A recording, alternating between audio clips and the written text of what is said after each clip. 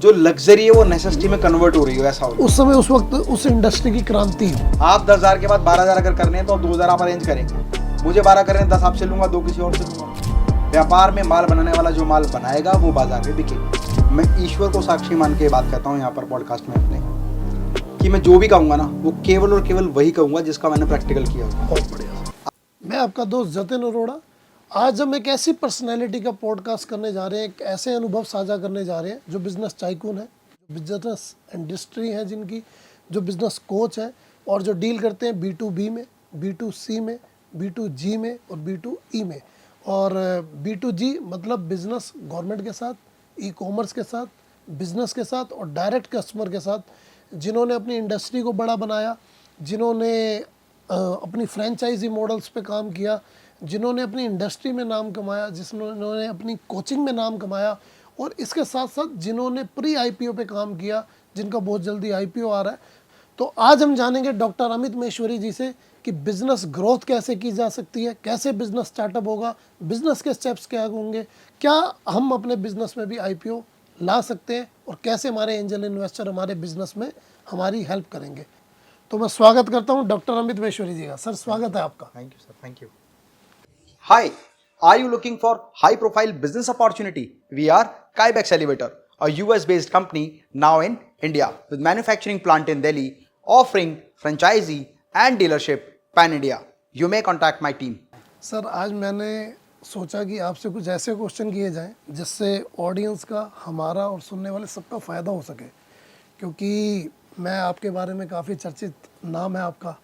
तो सर मेरा सीधा शुरुआत करता हूँ सर एक मुश्किल सवाल से, आपके लिए आसान हो सकता है लेकिन जो लोगों की ज़िंदगी को आसान बनाने में काम है। बिज़नेस स्टार्ट करने के लिए, क्योंकि सर हर तीसरा चौथा आदमी बिज़नेस कर रहा है या करना चाहता है और हर 10वीं वीडियो यूट्यूब पर बिज़नेस के बारे में आ रही है जी। लेकिन जितना ज़्यादा नॉलेज है उतना ज़्यादा सर कन्फ्यूज़न भी है। तो मेरा आपसे सीधा सवाल है सर कि बिज़नेस करने का पहला स्टेप क्या है सर? देखो जतिन जी, मैं सिंपल आपको एक बात करना चाहता हूँ। मैं ईश्वर को साक्षी मान के बात करता हूँ यहाँ पर पॉडकास्ट में अपने, कि मैं जो भी कहूँगा ना वो केवल और केवल वही कहूँगा जिसका मैंने प्रैक्टिकल किया होगा। बहुत बढ़िया सर। आप मुझसे कितने भी सवाल पूछ लें, अगर उस सवाल का प्रैक्टिकल मैंने मेरी लाइफ में नहीं किया तो मैं आपको आपके पॉडकास्ट में साफ बोल दूंगा कि भाई इसका मैंने प्रैक्टिकल नहीं किया, लेकिन मुझे पता है फिर भी मैं बताऊंगा नहीं। मतलब आप पढ़ा हुआ नहीं बताने मैं वाले। कोई भी आपको वो बात नहीं बताऊंगा जो मुझे पता है लेकिन मैंने की नहीं हुई। मैं वही बात बताऊंगा जो मुझे पता है लेकिन उससे पहले मैंने की हुई है। जी ठीक है। तो आपने कहा कि बिजनेस का शुभारंभ कैसे किया जाता है। अब देखो पहले समय ऐसा होता था कि राजा का बेटा राजा बनेगा। बिल्कुल बिल्कुल। एक राजा है, वो रानी के पेट से जो जन्म लेगा वो ही आने वाला उत्तराधिकारी होगा, वो राजा बनेगा। बिल्कुल सर। लेकिन आज का जो युग है ना वो बिल्कुल बदल चुका है। आज राजा का बेटा राजा बनेगा ऐसा अनिवार्य नहीं है। अगर आपके अंदर योग्यता है, आपके अंदर काबिलियत है, आपके अंदर इच्छा शक्ति है, आपके अंदर डिटर्मिनेशन है, आप इंटीग्रिटी के साथ काम करना चाहते हैं, आप कुछ ऐसा करना चाहते हैं जिसमें लोगों का भला हो, देश का भला हो, समाज का भला हो, कल्याण हो, तो सच बता रहा हूँ कि कोई भी व्यक्ति किसी भी समय, किसी भी उम्र में, चाहे वो पास्ट बैकग्राउंड में उनका बिजनेस हो या ना हो, जी माता पिता को उसका अनुभव हो या ना हो, जी। वो किसी गांव में रहता हो, किसी कस्बे में रहता हो, हर व्यक्ति बिजनेस कर सकता है। क्योंकि बिजनेस की सबसे बड़ी ब्यूटी पता है क्या है? जी सर। कि ये गरीब के लिए भी उतनी अपॉर्चुनिटी देता है जितनी एक अमीर को देता है। बिल्कुल। अंतर आप कहेंगे गरीब और अमीर की अपॉर्चुनिटी एक जैसी है, नहीं, लेकिन व्यापार की अपॉर्चुनिटी एक जैसी है। ये हमारी योग्यता और क्षमताओं पर निर्भर करता है कि हम उसको करेंगे कैसे। अब प्रश्न आपका ये है कि बिजनेस करना हो तो शुरुआत कैसे करें? सबसे पहला जो स्टेप है ना वो ये है कि सबसे पहले ये देखें कि आप किस तरह की इंडस्ट्री में जाना चाहते हैं। अब इंडस्ट्री की भरमार है, बिजनेस एक वर्ड है, लेकिन बिजनेस की अगर शाखाएं देखी जाए ना, मतलब इसके ब्रांचेस देखी जाए कि कितने हो सकते हैं, तो कई लाख हो सकते हैं, इतने हो सकते हैं कि आप काउंट ना कर पाएं। काउंटलेस बिजनेस अपॉर्चुनिटीज हैं। राइट। और उनको करने के मेथड भी काउंटलेस हैं। राइट। ठीक है ना। जैसे मान लो कोई किराना स्टोर है तो किराना स्टोर को करने के भी कई हजार मेथड हैं। सर मैं यहाँ आपको थोड़ा सा ब्रेक करूँगा प्लीज। कि बिजनेस का पहला स्टेप लेने से पहले हमें लगता है कि जो मैं आसपास देखता हूँ लोगों को, कि जब हम छोटे होते थे तो एक किसी ने कंप्यूटर हार्डवेयर का कोर्स करा, उसकी जॉब लग गई 30,000 की, तो पूरी फैमिली ही कंप्यूटर हार्डवेयर वर्किंग का कोर्स करने में लग जाती है कि ये बच्चा सेटल हो गया तो हमें ही करना है।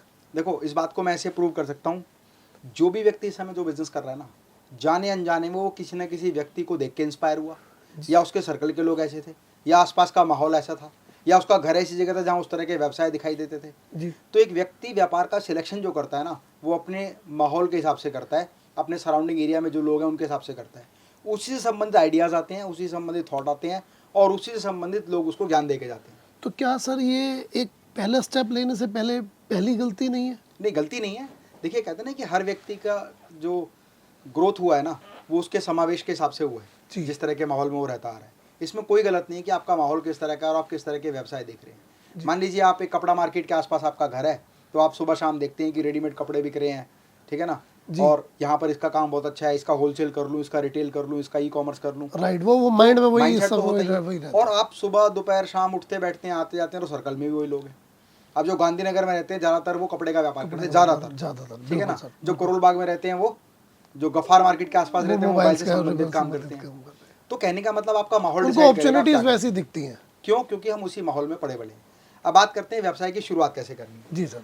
देखो, हम इसमें ना 2 तरीके हैं। एक वो होता है कि हम बिजनेस को सीख कर, समझ कर, जानबूझकर हम उस बिजनेस में आए हैं, एक जाने अनजाने में आए हैं। तो सबसे पहला स्टेप ये है, मैं तो मारवाड़ी स्ट्रेटेजी जानता हूँ। आप लाइफ में कुछ भी कर रहे हो, चाहे आप पढ़ाई कर रहे हैं, चाहे आप कोई कंपटीशन एग्जाम की तैयारी कर रहे हैं, जॉब कर रहे हैं, अगर आप बिजनेस करना चाहते हैं तो सबसे पहला स्टेप है कि सबसे पहले इसका सिलेक्शन करें कि किस इंडस्ट्री में जाएंगे आप। पहले मतलब इंडस्ट्री सिलेक्ट होनी चाहिए। इंडस्ट्री का सिलेक्शन करेंगे, मतलब किस इंडस्ट्री में मुझे जाना है। जब ये सिलेक्शन हो जाए तो सारा सब कुछ छोड़ के उसी इंडस्ट्री में जॉब करना शुरू कर दें। जैसे मान लीजिए आपको यूटेंसिल्स इंडस्ट्री में जाना है, बर्तन जिसको बोलते हैं, तो सबसे पहले देखो कि बर्तन की सबसे बड़ी मार्केट कहाँ है। जैसे एशिया की सबसे बड़ी मार्केट दिल्ली में जो वजीरपुर है। लोहे के काम में जाना है तो अब मायापुर इंडस्ट्रियल एरिया है, ठीक है ना। आपको इलेक्ट्रॉनिक्स में जाना है तो भागीरथ पैलेस है, चांदनी चौक है, जी ठीक। जी। आपको फूड सॉरी जो ड्राई फ्रूट्स वगैरह होते हैं तो आप जाएंगे खारी बावली की साइड जाएंगे। तो आपको ये देखना है कि किस तरह के व्यापार में आप जाना चाहते हैं, तो उस तरह की इंडस्ट्री में जाके जॉब करें। उसके 2 फायदे होंगे। नंबर 1, आपको ये समझ में आएगा कि व्यापार करना कैसे है, मतलब आपका बायर कौन होने वाला है, आपका टिकट प्राइस क्या होने वाला है, आप डील कैसे करते हैं जिस कंपनी में आप काम कर रहे हैं उसका। जब सेल्स का काम करते हैं तो आपको डील करना समझ में आता है। धीरे धीरे उस इंडस्ट्री में आपका नेटवर्क बन जाता है, और जब नेटवर्क बन जाता है और आप पार्ट टाइम अपने जहाँ पर जॉब कर रहे हैं उसके क्लाइंट्स को छेड़े बिना, ये बड़ा गलत होता है कि व्यक्ति जहाँ काम कर रहा है उसी के एम्प्लॉइज़ को या उसी के बंदों को तोड़कर या उसी के ग्राहक को तोड़कर आगे बढ़ रहा है। तो उस इंडस्ट्री से नॉलेज लेने के बाद उसका चीटिंग ना करें। कहते हैं जिस थाली में खाया उसमें छेद ना करें। बहुत बढ़िया। लेकिन उससे सीखे, और सीखने के बाद उस इंडस्ट्री में जहाँ पर आपका वो क्लाइंट नहीं है उसके दूसरे क्षेत्र में जाकर उस तरह की लीड लाने की कोशिश करें, उसके सेल्स पर काम करें, और अपने ऑनर को बताएं कि सर फुल टाइम मैं आपके यहाँ जॉब करता हूँ, लेकिन पार्ट टाइम ये काम मैं गांधीनगर के क्लाइंट के साथ कर रहा हूँ, मैं पंजाब के क्लाइंट के साथ कर रहा हूँ, मैं राजस्थान के क्लाइंट के साथ कर रहा हूँ, जहाँ पर आपके उस ओनर की रीच नहीं है। तो बिलीव मी कि वो ओनर भी आपको सपोर्ट करेगा। बिल्कुल। मारवाड़ीज तो ऐसे करते हैं। तो ये हो गई मारवाड़ी स्ट्रैटेजी। धीरे धीरे आपकी पार्ट टाइम इनकम होना शुरू हो जाएगी। एक व्यक्ति अगर चाहे तो रोजाना 4 से 5 घंटे पार्ट टाइम निकालने के बाद भी काम कर सकता है, और पूरे हफ्ते में 1 दिन छुट्टी मिलती है, सैटरडे या संडे या जो भी आपका ऑफ डे होता है, तो 8 घंटे, मतलब एवरेज लगा लो 6 दिन में उसको भाग कर लो तो 1 से 1.25 घंटा रोज आपको पूरे हफ्ते में एक बार में मिल जाता है। तो जो डेडिकेटेड लोग होते हैं ना वो कई घंटे काम करते हैं। इससे आपको उस बिज़नेस की नॉलेज हो जाती है, उसमें आपका नेटवर्क बन जाता है, आपको बाइंग समझ में आती है, कौन सा माल क्या रेट आता है, किस रेट से आता है, आपको सेलिंग समझ में आती है, आपको ये समझ में आता है मेरे प्रोडक्ट की एक्चुअल मार्केट कौन सी है, मेरे बायर का थॉट प्रोसेस क्या है। ये सबको समझ में आने के बाद जब पार्ट टाइम हम इनकम कमाना शुरू कर दें और आपकी पार्ट टाइम इनकम आपकी सैलरी इनकम से लगभग 1.5 गुना हो जाए, तब जॉब ना छोड़ें, अपने ओनर को बताएं कि सर मैंने सेम बिजनेस से इतना पैसा कमाना शुरू कर दिया, अगर आप मुझे अपॉर्चुनिटी दें तो आपके काम का एक्सपेंशन करके मैं वहाँ ले चलूँ जहाँ पर आप नहीं हैं। बिलीव मी कि 100 में से 90% ओनर जो है वो आपको सपोर्ट करेंगे कि ठीक है यार, मेरा एम्प्लॉई है, मेरे पास ट्रेंड हुआ है, पैसे कमा रहा है खुद भी, तो मैं अगर इसके साथ मिलकर व्यापार करता हूँ तो मेरे को आगे लेके जाएगा। बिल्कुल सर। इससे आपको क्या मिलेगा, आपको एक नेटवर्क भी मिलेगा, साथ में आपको एक सपोर्ट भी मिलेगा, एक एक्सपीरियंस बिजनेस ओनर भी मिलेगा, और साथ साथ उसकी क्रेडिबिलिटी भी आपके व्यापार में जुड़ जाएगी। बिल्कुल आपको हर तरह की सपोर्ट मिलेगी। ये गलती लोग करते हैं कि जहाँ सीखते हैं उनको धोखा देते हैं, राइट, और जाके काम शुरू कर लेते हैं। ये आगे बढ़ने का सबसे बड़ा ऑब्स्टेकल होता है, क्योंकि अभी तक आप उनके यहाँ काम कर रहे थे और आप उनके कॉम्पिटिटर। मतलब आपका मतलब है कि पहले हम एक इंडस्ट्री सेलेक्ट करें, उस इंडस्ट्री को एक्सपीरियंस करें, बिल्कुल, और उनके बायर, उनके सेलर, उसका टिकट साइज और उस सब चीज़ों की नॉलेज, मार्केट को बिल्कुल मार्केट के डेप्थ में जाएं, उसकी समझ में जाएं। उसके बाद जिनसे सीखा है उनके साथ मिलकर आगे बढ़े, ना कि उनको चीट करने का। लेकिन सर हमने ज़्यादातर मैंने एक चीज़ और भी देखा है, लोग यूट्यूब पे आजकल सर्च करते हैं कि हमें क्या बिजनेस करना चाहिए, ट्रेंडिंग बिजनेस और हाँ। छोटे छोटे इक्विपमेंट्स और फैक्ट्रियों के बहुत सारी नॉलेज ये आती है, ये तो तो बात यहाँ से रही, लोग ये तो स्टार्ट बात कर रही, लेते हैं। बिल्कुल आपने सही क्वेश्चन पूछा। ये तो बात रही जो मैंने आपको बताई कि आप क्या करना चाहते हैं, किस में जाना चाहते हैं। जी आपका थॉट प्रोसेस आपने प्लान करके आप आ गए हैं। जी अब अगर ये बात सोची जाए कि बैठ के डिसाइड करें कि मुझे किस इंडस्ट्री में जाना चाहिए, तो उसमें कौन सी 5 विशेषताएं होनी चाहिए। जी, देखिए ये हर बड़ा एक व्यक्ति का ये ना, बड़ा इंपॉर्टेंट है सर। हर एक व्यक्ति का थॉट प्रोसेस अलग है। बिल्कुल सर, कुछ लोग छोटे टिकट प्राइस के साथ हाई वॉल्यूम पर काम करते हैं और अच्छा प्रॉफिट कमाते हैं। बिल्कुल कुछ ठीक है लोग सर। एवरेज टिकट प्राइस के साथ एवरेज सेल करते हैं और ठीक ठाक प्रॉफिट कमाते हैं। कुछ लोग बड़े टिकट प्राइस के साथ काम करते हैं और हाईली प्रॉफिटेबल जो बिजनेस होता है उसमें काम करते हैं। राइट, अब मैं ये तो नहीं कह सकता कि क्या देखना चाहिए, पर मैं बताता हूँ कि अगर मुझे कोई इंडस्ट्री पसंद करनी है तो मैं उसमें क्या मैं रखूँ। क्या कर सकता हूँ, बहुत बढ़िया सर। सबसे पहला मैं ये देखता हूँ कि जो भी प्रोडक्ट या सर्विस में हम काम करने वाले हैं उसका टिकट प्राइस बहुत बड़ा होना चाहिए। अच्छा, टिकट प्राइस टिकट बड़ा प्राइस होना का मतलब चाहिए। उसमें पर यूनिट प्रोडक्ट प्राइस बड़ा होना चाहिए।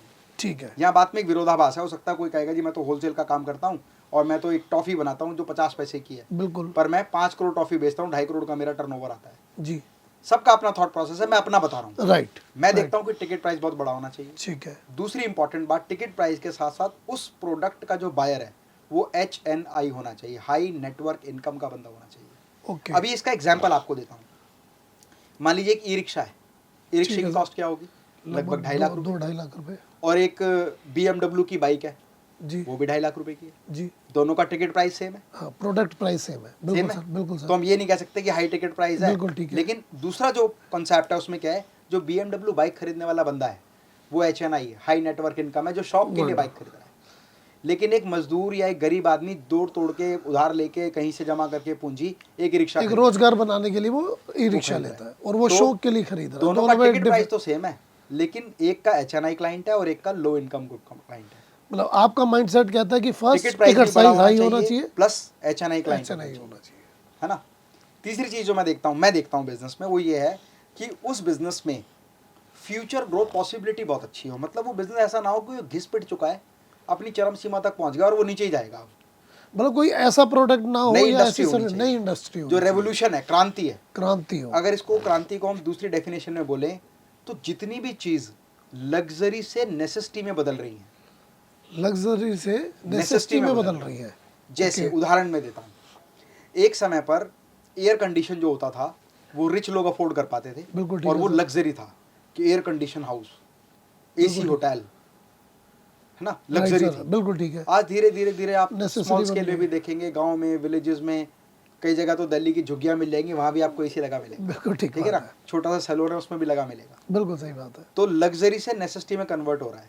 उस वक्त जो कन्वर्ट हो रहा है, जब वो लग्जरी से नेसेसिटी में कन्वर्ट होने जा रहा हो तब उस बिजनेस को पकड़ लेना चाहिए, क्योंकि तो वो वो हाईली इंडस्ट्री का बेस्ट प्रॉफिटेबल टाइम बिजनेस है। होती है। क्योंकि उस समय पर जो लग्जरी वाले लोग थे, उनके बाद वो लोग उसमें आ रहे हैं जो मासेस तक पहुंचना चाहते हैं, ज़्यादा ऑडियंस तक पहुंचना चाहते हैं, ज़्यादा बायर्स तक पहुंचना चाहते हैं। तो लग्जरी से नेसेसिटी में कन्वर्ट हो रहा हो। ये तो हो गई 3 बड़ी विशेषताएं। चौथी विशेषता जो मैं देखता हूँ, वो बिजनेस ऐसा हो जिसको स्केल अप किया जा सके। मतलब उसके डीलर डिस्ट्रीब्यूटर बनाया जा सके, उसके फ्रेंचाइजी बनाया जा सके, उसको एक्सपोर्ट किया जा सके। ओके, मतलब ऐसा ना हो कि मान लो आपने एक ऐसी योग्यता हासिल कर ली कि आपने डिजिटल मार्केटिंग सीख ली, पहले लग्जरी था, बड़ी कंपनीज करती थी, आज छोटी छोटी कंपनी भी कर रही हैं, तो लेकिन वो आपके ऊपर डिपेंडेड है, राइट, आप उसको स्केल नहीं कर सकते, या एक पैमाने तक 5, 7, 10 एम्प्लॉय रख लेंगे। बिल्कुल ठीक है। हालांकि उस पर भी बहुत बड़ी स्केलेबिलिटी है, लेकिन सबका थॉट प्रोसेस थॉट प्रोसेस वैसा नहीं है। तो उसमें स्केलेबिलिटी हो। अब वो स्केलेबिलिटी का फार्मूला कुछ भी हो सकता है। तो मैं तो जो 5 विशेषता देता हूँ उसमें सबसे पहली क्या है कि उस प्रोडक्ट का टिकट प्राइस हाई टिकट होना साइज चाहिए, हाई होना चाहिए। ताकि वो टिकट प्राइस का जो टैग है वो इतना बड़ा हो कि आपको मजा आए डील करने में, single deal equivalent to a great business हो। Right sir. दूसरा, जो उसका बायर है वो HNI वो होना अच्छा नहीं चाहिए। होना चाहिए। एग्जाम्पल मैंने अभी दे दिया था, शायद वो रिकॉर्ड भी हो गया होगा। तीसरा, वो बिजनेस स्केलेबल होना चाहिए। स्केलेबल होना चाहिए। चौथा, उस बिजनेस में स्केलेबल के साथ साथ जो लग्जरी है वो नेसेसिटी में कन्वर्ट हो रही हो, ऐसा हो। उस समय उस वक्त उस इंडस्ट्री की क्रांति हो। क्रांति है, रेवोल्यूशन, नई क्रांति आई। जैसे अब जब मैंने स्टेनलेस स्टील मॉड्यूलर किचन किया तो सारी दुनिया वुडन मॉड्यूलर किचन बना रही है। राइट राइट राइट, वुडन मतलब से हर स्टील्स चौथा पे आ रहे थे आदमी अगर लोग। फर्नीचर काम में आ रहा है या मॉड्यूलर फर्नीचर में आ रहा है तो वो मॉड्यूलर किचन बना रहा है।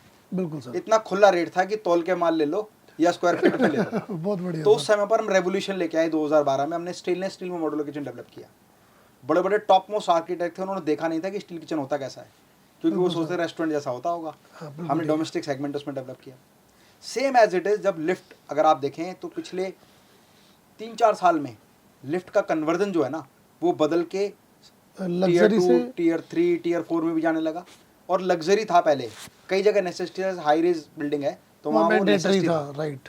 लेकिन 4 फ्लोर पे लोग लिफ्ट नहीं लगवाते थे। बिल्कुल ठीक है आज सर। मैंडेटरी हो गया, 4 फ्लोर है, 2 फ्लोर है, 1 फ्लोर है, सिंगल है, फर्स्ट ग्राउंड टू फर्स्ट भी जाना है Right. तो भी लोग लिफ्ट लगा रहे हैं। राइट, कुछ लोग स्टेटस सिंबल के लगा रहे हैं, मेरे बिल्कुल घर में सर, लिफ्ट बिल्कुल लगी है। सर, बिल्कुल सर, तो लग्जरी से नेसेसिटी में कन्वर्ट हो रहा है, तो हमने इस प्रोडक्ट को पकड़ लिया। बहुत बढ़िया। तो ये विशेषता होनी चाहिए। और जो 5वीं सबसे बड़ी विशेषता है, उसमें जो कंपटीशन है ना वो प्राइस को लेके ना हो, उसमें कंपटीशन होना चाहिए हाई सर यहाँ मैं क्वालिटी। रोकना चाहूंगा आपको, मतलब मैं इस बात को थोड़ा सा डेप्थ समझूंगा कि कंपटीशन प्राइस में ना हो। हाँ, देखो 2 तरह की इंडस्ट्री है। एक वहाँ जहाँ प्राइस वॉर होता है, जब प्राइस वॉर होता है ठीक ना है। तो लोग सस्ती सस्ती कीमत पर चीज़ देने के लिए तैयार हो जाते हैं, तो जहाँ प्रॉफिटेबिलिटी बचती नहीं है।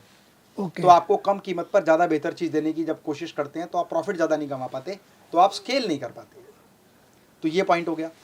दूसरा इंपॉर्टेंट क्या है कि जब वहाँ पर प्राइस वॉर नहीं होगी, क्वालिटी वॉर होगी, तो जो आपका कॉम्पिटिटर है वो क्वालिटी में फाइट करेगा कि ये फीचर देने मैं ये दूंगा। ओके, मतलब टेक्नोलॉजी, टेक्नोलॉजी क्वालिटी, आपको हाई, एक से एक बढ़ती राइट, वो बढ़ती अपग्रेड बढ़ती होता मिले, रहे, अपग्रेड मिले, उसका इनोवेशन कंपटीशन हो, इनोवेशन का तो कंपटीशन इनोवेशन का हो। कंपटीशन होगा तो प्राइस वॉर नहीं होगा।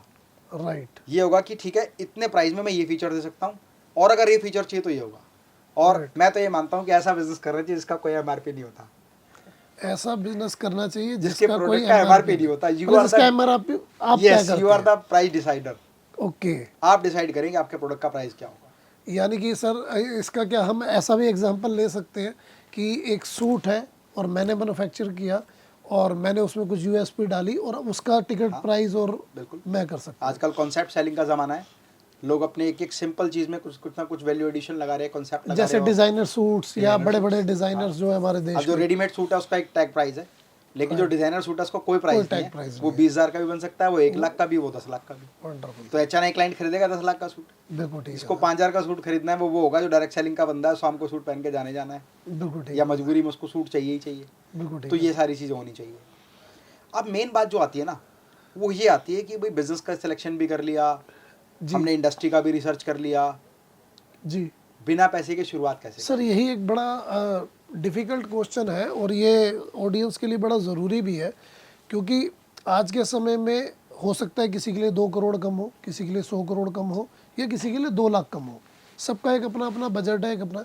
लेकिन मैं जो देखता हूँ कि जो नए बिजनेस हैं, जो स्टार्टअप हैं, जो एंटरप्रेन्योर्स हैं, या जो एजुकेशन से बिजनेस में आ रहे हैं, तो उनके पास एक 2-3-4 लाख का अमाउंट है और उसमें उन्होंने सोचा कि मुझे एक बिजनेस सेटअप करना है। इंडस्ट्री भी तय हो गई सर, प्रोडक्ट भी तय हो गया, अब उनके पास 2-3 लाख है। तो मुझे लगता है कि वैसे तो समस्याएं बहुत सारी हैं, लेकिन मेरी 2 समस्याएं मुझे लगता है कि बिजनेस नेटवर्क कैसे बनाएं, जी, सेकंड सर पैसा कहाँ से आएगा sir. Great.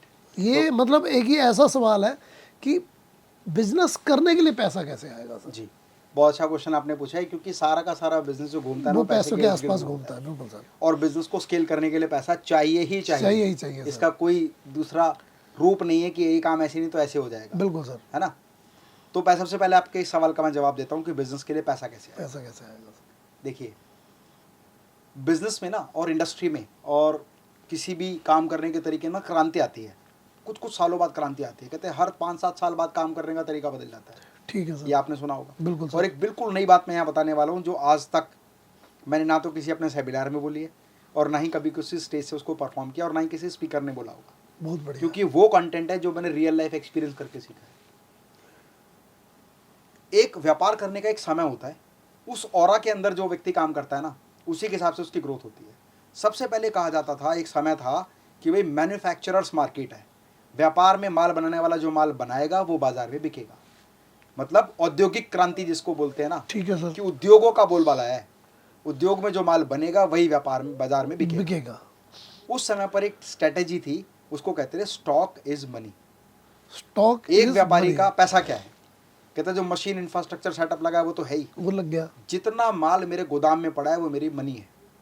Stock is money. Stock is money. इसीलिए बड़े बड़े बिजनेसों की जो कैलकुलेशन की जाती थी वो ये की जाती थी कि कौन किसके पास कितना स्टॉक है ना।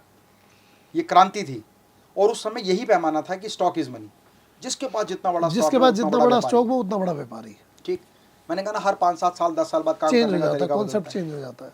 फिर एक नया सिनेरियो आया जिसमें आया जीरो स्टॉक इज मनी। इसने काम करने के तरीके को बदल के रख दिया। बिल्कुल से ऑपोजिट कर दिया सर। Just opposite. आप सोचो स्टॉक इज मनी, जितना माल मेरे मतलब पास पड़ा है वो मेरा पैसा है। पहले मतलब जिसके पास सबसे ज्यादा स्टॉक था वो सबसे भगवान बड़ा है उस व्यापारी। बिजनेस का, और अब आप इससे बिल्कुल अपोजिट कह रहे हो कि जीरो मैं स्टॉक। कह नहीं रहा, ये क्रांति आ चुकी है। अच्छा, ये क्रांति आ जीरो चुकी है। Stock is money. अब यहाँ पर ना वो बड़ा नहीं है जिसके पास स्टॉक है, ये जिसके पास प्रोडक्शन यूनिट है, ये जिसके पास स्टॉक जीरो है। वो बंदा बड़ा है जिसके पास सेल्स बड़ी है। स्टॉक देने वाले वो लोग आज भी ट्रेडिशनल तरीके से स्टॉक लिए बैठे हैं। राइट। जो जनरेशन चेंज होकर आई उसने कहा zero stock is money. Stock में नहीं लगा ना पैसा। Stock is a reserve money. जो बना दिया उतना आप मेंटेन करके रखेंगे। मान लो आपकी फैक्ट्री है, सीमेंट के बोरे आपके यहाँ रखे होते हैं, आपने 10,000 बोरे रखने का स्टॉक बना लिया अपना। जब आपने 200 बोरे बेच दिए तो आप बाकी के 200 और खरीद लेंगे। आपकी हैबिट बन गई 10,000 का स्टॉक रखने की। आप उसको 8,000 होते ही फिर खरीद लेंगे। 2000। तो इसका मतलब स्टॉक वो रिजर्व मनी है आपकी, जिसको आप कभी कैश नहीं करेंगे। बिल्कुल ठीक है। एक तरह से वो डेड मनी है। वो डेड मनी या एक ऐसी इन्वेस्टमेंट है जो आप विड्रॉल ही नहीं कर पा रहे या कर ही नहीं सकते। तो नया सेगमेंट क्या है? Zero stock is money. जीत उसकी होगी जिसके पास स्टॉक नहीं होगा। क्यों? क्योंकि उसके पास सेल्स होगी।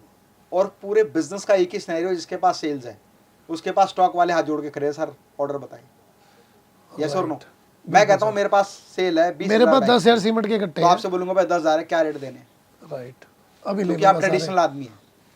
राइट, ठीक है। क्योंकि मुझे आदत है कि 10,000 कट्टे बेचूंगा फिर 10,000 और मंगाऊंगा। आप 10,000 के बाद 12,000 अगर करने हैं तो आप 2,000 आप अरेंज करेंगे। मुझे 12 करने हैं, 10 आपसे लूंगा, 2 किसी और से लूंगा। मुझे 20 करने हैं, 10 आपसे लूंगा, 2 किसी और से, 5 किसी और से, 3 किसी और से। और जब आप मेरे से 10 लेने की बात करेंगे तो मैं 200 वाली चीज आप मुझे उस प्राइस पर देंगे कि जो ऐसा प्राइस होगा जिस पर आपको लगेगा कि यार डील हो जाए इतनी बड़ी। बिल्कुल ठीक। तो जीरो स्टॉक इज मनी का कॉन्सेप्ट आया। जीरो स्टॉक इज मनी ने लोगों को ये सिखाया है कि माल रखने से पैसा नहीं बनेगा, माल बेचने पैसा से बनेगा माल बेचने से। बहुत बढ़िया सर। और जब आप माल बेचेंगे तो माल रखने वाले आपके सामने हाथ जोड़कर खड़े होंगे। जिसके पास बाइंग पावर है उसके पास सप्लायर हाथ जोड़ के खड़ा था, साहब ऑर्डर बताएं। आप दिवाली की मिठाई किसको देने जाएंगे? जो आपसे माल खरीद रहा है उसको, या जो आपको माल बेच रहा है उसको? जो खरीद रहा है उसको। इसका मतलब अब आप उसके लिए बने। ओके। आपके पास स्टॉक है या नहीं, कोई फर्क नहीं सर इस बात को एक बार मैं चाहूंगा आप रिपीट करें कि दिवाली पर मिठाई किसको दी जाती दिवाली है? की मिठाई सामान्यतः व्यापार में किसको देते हैं? जो मेरा बायर है, जो मेरा बायर, क्योंकि मेरे लिए बायर बड़ा है। सप्लायर मेरे लिए मानते हैं कि छोटा है, चाहे मुझसे बहुत बड़े लेवल पे हो, लेकिन ये मानते हैं कि वो तो मेरा बैक एंड है। मैं अपने फ्रंट एंड को मिठाई दूंगा, वो हमें देगा। और जब हम उसके फ्रंट एंड बन गए तो हमें मिठाई कौन देगा? वो देगा। ये एक पार्ट ऑफ एग्जांपल है। बिल्कुल सर। यहाँ पर इंपॉर्टेंट बात है कि जिन्होंने जीरो स्टॉक इज मनी को समझा, उन्होंने ये समझा कि जीरो स्टॉक इज मनी तो है, लेकिन वो तब जब उस मनी को इन्वेस्ट कर दूं ब्रांडिंग में, मार्केटिंग में, सेल्स टीम में, प्रमोशन में जी, ताकि मेरे पास सेल्स का वॉल्यूम आए। जी ठीक है जी। उसके बाद फिर क्रांति आई और काम करने का तरीका और अपडेट हुआ। उन्होंने कहा time is money. Time is money. Money, yes. ठीक है। उन्होंने कहा जीरो स्टॉक तो कोई बात ही नहीं है यार। आज मेरे पास सेल है तो सारे के सारे सेल्स जो जिनके पास स्टॉक है वो हाथ जोड़कर खड़े हैं। अगर मैं फास्ट मूवमेंट कर सकता हूँ तो मैं कम पैसे पे फाइट कर सकता हूँ। आप अपनी खुद कार चलाते हैं तो ऑन एन एवरेज आपको जो कॉस्ट आती है उससे कम कॉस्ट आपको कैब में आती है, जहाँ आपको एक ड्राइवर भी मिलता है। ठीक है। एवरेज मानते हैं, मान लीजिए आपकी गाड़ी 10 की एवरेज देती है और आप 10,000 किलोमीटर 1,000 किलोमीटर एक महीने में चलाते हैं, तो आप 100 लीटर पेट्रोल खर्च कर देते हैं। ठीक है। 20,000 रुपये ड्राइवर को देते हैं। आपको एवरेज कॉस्ट पड़ती है 20 से 30 रुपये पर किलोमीटर। ठीक लेकिन है। जब आप कैब से जाते हैं तो आपको 7-8 रुपये किलोमीटर, 10 रुपये किलोमीटर। इसका मतलब 10 रुपये किलोमीटर में आपको ड्राइवर भी मिलता है, आपको गाड़ी भी मिलती है, और जिसका इंश्योरेंस भी है, जो सर्विस भी हो रही है, जिसकी मेंटेनेंस भी नहीं देनी, जिसकी कैपिटल भी इन्वेस्ट नहीं करनी, जिसका कोई इंटरेस्ट नहीं देना, इसकी कोई EMI नहीं देनी। इसका मतलब क्या है? आप खुद रख रहे हो तो कॉस्ट ज़्यादा आ रही है, ओके, लेकिन एक कैब ले रहे हो तो सस्ती आ रही है। तो कैब वाले को भी तो वही कॉस्ट आती होगी जो आपको आती है? नहीं, क्योंकि आप अपनी गाड़ी जरूरत पड़ने पर चलाते हैं और वो लगातार 24 घंटे उसकी गाड़ी चलती है। अरे वाह sir, 3 very nice example sir. that मैं is इसको time is सर money. थोड़ा सा डेप्थ समझना चाह रहा हूँ कि आपने बहुत ही आसान शब्दों में ये बताया कि टाइम इज मनी होता क्यों है। यस। अगर मैं 8 घंटे गाड़ी चला रहा हूँ तो मेरा 40,000 रुपये महीना खर्चा है, वो 8 घंटे गाड़ी चला रहा है तो वो 30,000 रुपये महीना कमा रहा है जी। और इस दोनों का जो डिफरेंस है वो टाइम है। यस, टाइम और उस प्रोडक्ट की प्रोडक्टिविटी। राइट। आपका एक ड्राइवर एक महीने में 1,000 किलोमीटर की प्रोडक्टिविटी निकालता है, लेकिन वो गाड़ी रोज चलती है, एक मतलब 400-500 किलोमीटर पर डे चलती जी। है। उसकी एवरेज 30,000 किलोमीटर पर मंथ है। उसके ऊपर डिवाइड कॉस्ट करेंगे तो बहुत कम आएगी। बहुत कम आएगी। तो टाइम इज मनी में दूसरा कॉन्सेप्ट मैं आपको बताता हूँ। बिजनेस में जो स्टॉक रखते थे तो उन्हें पूंजी लगा रखी है, उन्हें कम से कम इतना प्रॉफिट चाहिए कि ब्याज भी निकल जाए और खर्चे भी निकल जाए। जिसने अपना पैसा नहीं लगा रखा, जीरो स्टॉक इज मनी, वो कहता है कि मुझे क्या ज़रूरत है, अभी के अभी सेल आई, अभी के अभी खरीद के बेच दूंगा। लेकिन और जो तेज़ लोग हैं उन्होंने क्या है कि भाई टाइम इज़ मनी, कि मुझे इंस्टेंट सप्लाई देनी है, जिसकी वजह से आप स्विगी, जोमेटो, इंस्टामार्ट, ब्लिंकिट, ये किस कॉन्सेप्ट पे आए? ये टाइम इज़ मनी के कॉन्सेप्ट पे आए कि get your product with in 10 minutes. या अब मिनटों की और घंटों की और दिनों की बात हो रही है, सेकंडों टाइम की बात हो रही है, कि सेकंडों आप की बात कितनी हो रही जल्दी है, उस चीज़ को कर सकते हो और कितने रोटेशनल आप कर कितना सकते हो। फास्ट मूवमेंट है आपका। जैसे आप अपने एग्जीक्यूटिव, आप एक ट्रांसपोर्ट से गाड़ी बुलाओ पोर्टर से, तो आपकी कॉस्ट आती है 800 रुपये, सपोज वो 20 किलोमीटर है। लेकिन अगर आप किसी प्राइवेट ट्रांसपोर्टर से बुलाते हैं, इसका ड्राइवर स्टैंड पे बैठा हुआ है, वो स्टैंड से यहाँ आपके यहाँ आने तक, यहाँ से वहाँ जाने तक, और वहाँ से वापस आने तक, और वापस स्टैंड तक जाने तक के पैसे आपसे ले लेगा। बिल्कुल बट ठीक है। पोर्टर व्हाट सेज कि जहाँ आप हैं उसके नियर बाय से बंदा आएगा, जहाँ आपने भेजा है वहीं के वहीं वहीं ड्रॉप के वहीं करेगा, जाएगा। वहीं से वहीं उसको से दूसरी दूसरी बुकिंग मिलेगी। बुकिंग। तो यहाँ पर क्या है? Time is time is money. यही बात बिजनेस पे लागू होती है। हम जब प्रोडक्ट बनाते हैं गवर्नमेंट के लिए, जैसे हम डीएमआरसी के लिए काम करते हैं, रेलवे के लिए करते हैं, एयरपोर्ट्स के लिए करते हैं, अब एनएच के लिए, नेशनल हाईवेज के लिए हम लोग काम कर रहे हैं, तो वहाँ पर टाइम इज मनी है। हम स्टॉक मेंटेन नहीं करते हैं, हम हर उस ट्रेडिशनल इन्वेस्टर से, ट्रेडिशनल स्टॉक होल्डर से काम करते हैं जिसके पास स्टॉक ऑलरेडी है। हम कहते हैं हमें इंस्टेंट मटेरियल चाहिए, हम आपको बेस्ट पेमेंट देंगे, इंस्टेंट पेमेंट देंगे, एडवांस पेमेंट देंगे, आप हमें कितना % एक्स्ट्रा डिस्काउंट देंगे। सीओडी बोला था, cash on delivery, cash on, ऐसी होता है cash on discount, cash discount, cash कि डिस्काउंट। आप अगर इंस्टेंट पेमेंट करते हैं, इंस्टेंट पेमेंट डिस्काउंट भी बोलते हैं, इंस्टा डिस्काउंट, कि भाई आपका जो मटेरियल है ना, मैं आपको अभी के अभी ट्रांसफर करता हूँ, बताओ ये मुझे क्या रेट देंगे। फाइन। तो टाइम इज मनी का जो कॉन्सेप्ट है ना, वो और फास्ट करने वाला है आने वाले तरीके में। अगर मुझसे कोई ये बोले ना कि सर मुझे एक प्रोडक्ट, कोई भी ये प्रोडक्ट हो सकता है कि भैया आपको आपसे चाहिए और अच्छा प्रॉफिट भी ले लो, तो भी मैं उसको सिंगल प्रोडक्ट नहीं दूंगा। क्यों? क्योंकि मुझे पता है कि जहाँ मेरे एक बार डिज़ाइन बनना है, उसके 10,000 रिप्लिका बनने, 10,000 प्रोडक्ट मेरे पास बनने हैं, वहाँ मुझे प्रॉफिट रेशो 5% भी होगा तो मैं ज़्यादा पैसे कमाऊंगा कंपैरेटिवली एक क्लाइंट से 50% प्रॉफिट कमा के भी। कहते हैं होलसेल में मार्जिन 2.5% 2% होता है, रिटेल में 15-20% होता है, लेकिन रिटेल का सेल्स वॉल्यूम इतना छोटा है। मैं कहता हूँ आपने 10 लाख की भी सेल कर ली और 10% भी मार्जिन है तो 1 लाख है। बिल्कुल ठीक है। और अगर आपने 5 करोड़ की सेल की और आपका मार्जिन 1% है तो भी उससे ज़्यादा प्रॉफिट आप कमा लेंगे। बिल्कुल ठीक बात है ना? तो टाइम इज मनी का कॉन्सेप्ट है। तो आने वाली क्रांति और बड़ी होगी जहाँ पर प्रीपेड टाइम इज मनी होगा, कि कौन पैसा कितना फास्ट मार्केट में मूव करता है। बाइंग और सेलिंग के बीच का जो डिफरेंस है वो डिसाइड करेगा कि आप प्रॉफिट कितना कमाएंगे। लेकिन ये वो लोग जानते हैं जो शेयर मार्केट में हेजिंग का बिजनेस करते हैं। अब हेजिंग क्या होता है कि जैसे ही शेयर मार्केट में कोई प्राइस लिस्ट होता है, ठीक है, जब वो प्राइस फ्लक्चुएट होता है, कम या ज़्यादा होता है, तो उसमें माइक्रो सेकेंड का गैप होता है। ओके भाई जब आप पलक भी झपकते हैं तो एक समय लेता है ना, स्लो मोशन में देखेंगे पलक झपकने में राइट, सेकंड का कुछ वहाँ हिस्सा लगता होगा। बिल्कुल ठीक। अगर एक सेकंड लेकिन के समय 1000 तो हिस्से कर लगता दें, है, समय तो लगता है ना, समय तो लगता है। तो उसको बोलते हैं हेजिंग। उस समय के बीच का अंतराल के बीच में जो प्रॉफिट मार्जिन था उसमें ट्रेड जो कर देता है वो मनी हेजिंग करता है। स्टॉक मार्केट में काम करने वाले लोग इस बात को अच्छे जानते हैं कि मनी हेजिंग क्या है या स्टॉक हेजिंग क्या है। ठीक है ना? इसको हेज कहते हैं। बहुत बढ़िया। ये बहुत बड़ा डिफरेंस है। मतलब जब वो चीज प्लस या माइनस हो रही है, जब हो रही है, ये शेयर तब की बात है। वो 1 रुपए से बढ़कर 1 रुपए 20 पैसे हुआ तो किसी ने 1 रुपए पर बेचा होगा, किसी ने 1 रुपए 20 पे खरीदा होगा। लेकिन एक व्यक्ति ने उन दोनों के बीच के टाइम में, जब वो 1 रुपए से चला और 1 रुपए 20 पैसे पहुंचने से पहले वो बाय भी हो गया और 1 रुपए 20 पैसे पर पहुंचा तो उसने सेल भी हो आगे सेल भी कर दिया। उसको मनी हेजिंग, टाइम हेजिंग बोलते हैं। आने वाला एलोन मस्क क्या कर रहा है? एलोन मस्क टाइम हेजिंग पर काम कर रहा है। Elon Musk future growth possibility पर काम कर रहा है, भविष्य में आने वाली चीज़ों पर काम कर रहा है। तो आप जितना फास्ट सोचेंगे, जितना फास्ट डिसीजन लेंगे, उतना ज़्यादा आगे बढ़ेंगे।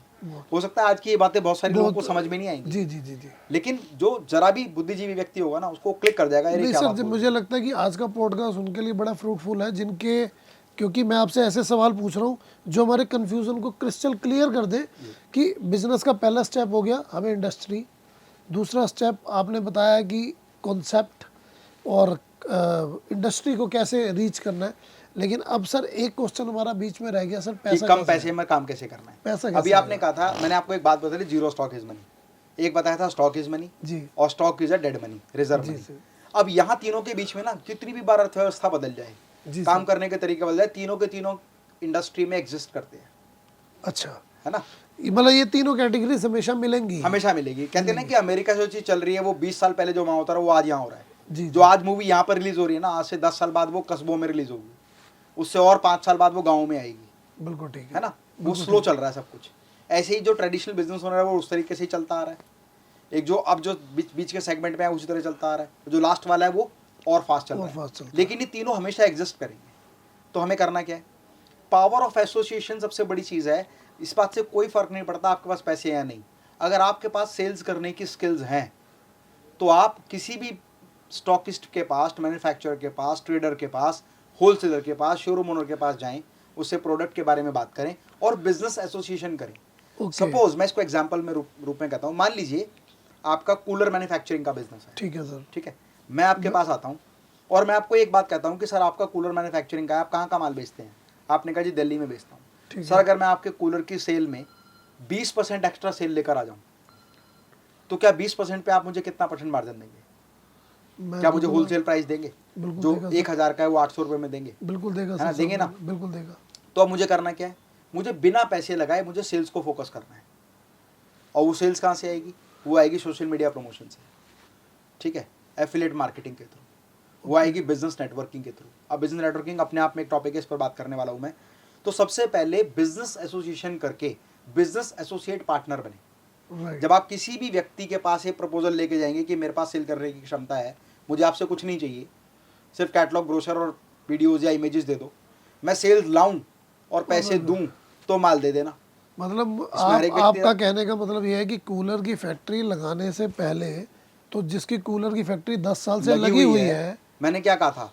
आदमी उसके आगे हाथ जोड़ के खड़ा है, इसके हाथ में सेल है। वो इतना बड़ा प्लांट लगाने वाला आपके सामने खड़ा हो जाएगा, बताओ सर कितना माल चाहिए, बिल्कुल ठीक है ना। तो आपको सेल्स पर काम करना है, ना कि प्रॉब्लम क्या है कि एक स्टार्टअप स्टार्टिंग में ही पूरी इंडस्ट्री क्रिएट करना चाहता है। है। तो या तो बिल्कुल आपके ठीक है। देखो दो मेथड है बिजनेस करने के।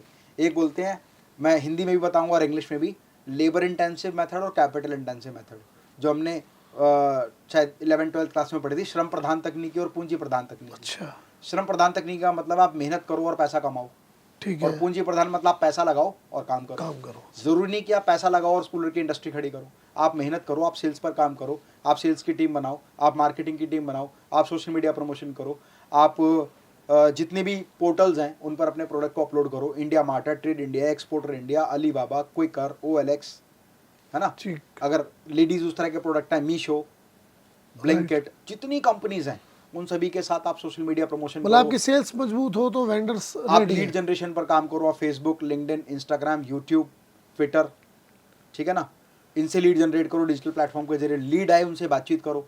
आपने बायर से बात की हुई है, वो आपको सपोर्ट देगा, प्रोडक्ट देगा, कैटलॉग देगा, सैंपल देगा, आपको पूरी ट्रेनिंग देगा ऑलरेडी फ्री उसकी में, क्वालिटी भी मेंटेन क्योंकि है, उसके सब पास कुछ चीज़ है, सब कुछ ऑलरेडी ठीक है ना। यहाँ तक कि कई बार ऐसा भी होता है कि जो बायर है, सप्लायर है, अगर हम ये बोलें कि मेरे पास बड़े बड़े क्लाइंट्स हैं, मैं फैक्ट्री विजिट कराने लाऊंगा, तो कहता है हाँ जी बिल्कुल लेके आइए, ओके। और वो आपको सपोर्ट भी करेगा। हाँ, हमारी कंपनी के सीनियर सेल्स क्योंकि बेसिकली उसका माल बिक रहा है, उसका माल बिक रहा है। तो हर एक जरूरी नहीं है पैसे से काम होता है। तो जब आप ऐसा एक नेटवर्क बिल्ड कर लेते हैं कि जहाँ आप एसोसिएट पार्टनर बन जाते हैं। आज देखो बिल्डर इतनी बड़ी, मैं एग्जांपल और बढ़िया सा दे देता हूँ उसका। आज बिल्डर पूरा का पूरा टाउनशिप बना रहे हैं, बिल्कुल ठीक तो है। क्या सारा प्लॉट्स, विलास, फार्म हाउसेज, बंगलोज बिल्डर बेच रहे हैं? नहीं सर, वो ना, तो बना रहा है। वो लोग बेच रहे हैं जिनके पास एक ऑफिस है। Right sir. और कुछ ऐसी भी जो घर बैठ के लेडीज बेच रही हैं, वो क्या कर रही हैं, अपने नेटवर्क में, अपने सर्कल में उस प्रोजेक्ट के बारे में बता रही हैं, उसकी इन्फॉर्मेशन शेयर कर रही हैं, उसके फीचर्स बता रही हैं और प्रोजेक्ट को सेल कर रही हैं। यानी कि बिजनेस करने के लिए लिमिटेड पैसे के बाद स्टेप्स आने चाहिए। स्टेप्स आपको पता होने चाहिए, पैसों से बिजनेस सेल नहीं जनरेशन आना चाहिए। इंडस्ट्री लगाना दुनिया का सबसे आसान काम है, पैसे दो और मशीन खरीदो। पर मशीन को चलाओगे कैसे? जब आपके पास सेल्स होंगे। कुल सबसे मिला इम्पोर्टेंट के सेल है। सारी की सारी जो इंडस्ट्री चलती है वो सेल पे चलती है। जब सेल्स होगी तो सारे के सारे लोग आपके सामने हाथ जोड़कर खड़े होंगे। तो सेल्स का वॉल्यूम जनरेट करो। अब ये तो रहे कि भाई हम ऑनलाइन मेथड से जा रहे हैं, ऑफलाइन कैसे कर सकते हैं जी। आज भारत सरकार ने बिजनेस की नेटवर्किंग के लिए बहुत बड़े प्लेटफॉर्म्स बनाए हैं। ठीक है। PhD चैम्बर ऑफ कॉमर्स है, chamber of industry, chamber of import export, chamber of industry and commerce, FICCI, ठीक है ना। भारत सरकार के उपक्रम है, छोटे छोटे अलग अलग तरह की संस्थाएं हैं। इन संस्थाओं की membership low. PhD chamber of commerce 12-15 हज़ार रुपये उसकी साल की मेंबरशिप। आप कह रहे थे मेरे पास 4-5 लाख रुपए, मैं तो 10-12 हज़ार की बात कर रहा हूँ। बहुत बढ़िया। तो वहाँ आपने मेंबरशिप ली, आप उनकी बिजनेस मीट्स में जाओ, अपने प्रपोजल को पिच करो। बिजनेस की और बहुत सारी प्राइवेट ऑर्गेनाइजेशंस हैं, सामाजिक संस्थाएं हैं भाई, जैसे रामलीला ट्रस्ट है, ठीक है ना, आध्यात्मिक ट्रस्ट बने हुए हैं। तो सर ये तो सब चीजें सोशल जितने भी सोशल नेटवर्किंग प्लेटफॉर्म है या सोशल वेलफेयर प्लेटफॉर्म है, कहीं ना कहीं नेटवर्किंग के तो प्लेटफॉर्म है जहाँ लोग एक दूसरे से मिलते हैं, काम की बात करते हैं, एक सामाजिक काम भी करते हैं। मतलब मान लीजिए कोई माता रानी का जागरण कराता है तो वो जागरण तो कराते हैं, पर कहीं ना कहीं प्लेटफॉर्म पे एक आपस दूसरे में से मिल तो मिलते हैं। लेते हैं। तो सोशल मीडिया प्लेटफॉर्म के अलावा आप ऑफलाइन मीटिंग्स में जब जाते हैं, ज़्यादा से ज़्यादा लोगों से इंटरेक्ट होते हैं, तो आपके बिजनेस नेटवर्क बनते हैं। आप बताते हैं मेरा ये प्रोडक्ट है, मेरी सर्विसेज है, तो मैं सर इसमें डील करता मैं हूँ। आपसे ये जानना चाहूँगा कि आपको क्या लगता है कि एक बिजनेस ने बिजनेस सेटअप करा, बनाया, ग्रोथ करने की कोशिश उसके करी, बाद भी वो सब कुछ यही करेगा जो बिना सेटअप लगाए मैं करने के बारे में बात कर रहा हूँ।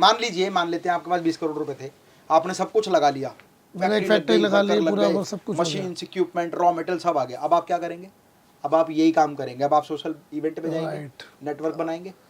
अब फिर सेल्स इसको पे ही बात इसको काम रिवर्स होगा, अब टेक्नोलॉजी सेल्स बोलते पे ही हैं। काम होगा। इसके बाद क्या होगा? अब सेल ही दैट होगी। Is called reverse technology, right. है ना?